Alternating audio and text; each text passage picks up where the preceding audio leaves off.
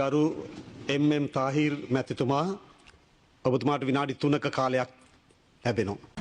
அவைக்கு தலைமை தாங்குகின்ற கௌரவ உறுப்பினர்களே, உண்மையிலே இடர் முகாமைத்துவம் சம்பந்தமான இந்த சந்தர்ப்பத்தில் எனக்கு பேச கிடைத்தமைக்கு நன்றிகளை தெரிவித்துக் கொள்கின்றேன். குறிப்பாக அம்பாறை மாவட்டம் கடந்த 2023 பருவகால மழையின் போது சேநாயக்க சமுத்திரத்தினுடைய வான்கதவுகள் வலுக்கட்டாயமாக திறந்துவிடப்பட வேண்டிய ஒரு கட்டாய தேவை இருந்தது.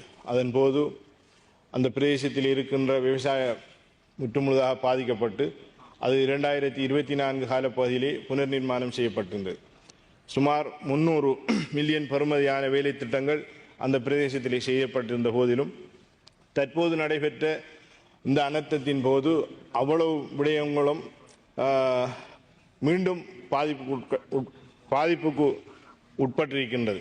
எனவே இந்த விடயத்தை கவனத்தில் கொண்டு இதனை சீர் செய்ய வேண்டிய தேவை இருக்கின்றது. காரணம், மீண்டும் இந்த பயிர்களுக்கு நீர் தேவையாக இருக்கின்ற இந்த சந்தர்ப்பத்திலே ஒரு மாதத்துக்கு உட்பட்ட விவசாயம்தான் அங்கே செய்ய பயிர்கள் காணப்படுகின்றது.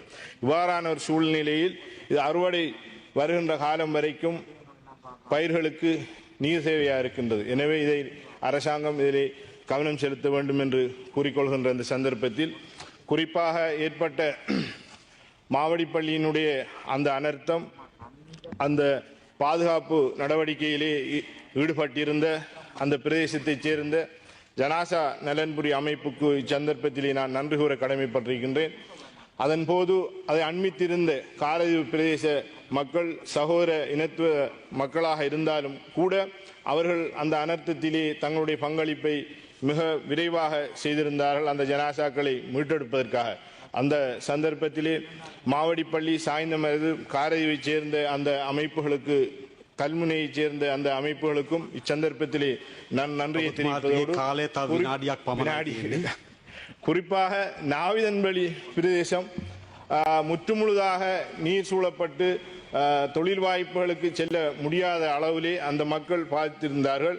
குறிப்பாக கடந்த தேர்தலின் போது எனக்கு அதிகமான வாக்குகளை அந்த நாவிதன்வெளி பிரதேச மக்கள் அளித்திருந்தமை குறிப்பிடத்தக்கதாக இருந்தது. எனவே அந்த தொழில்களுக்கு செல்ல முடியாத அளவிலே அவர்களுடைய சுற்றுச்சூழல் நீரினால் மூழ்கடிக்கப்பட்டிருந்தது.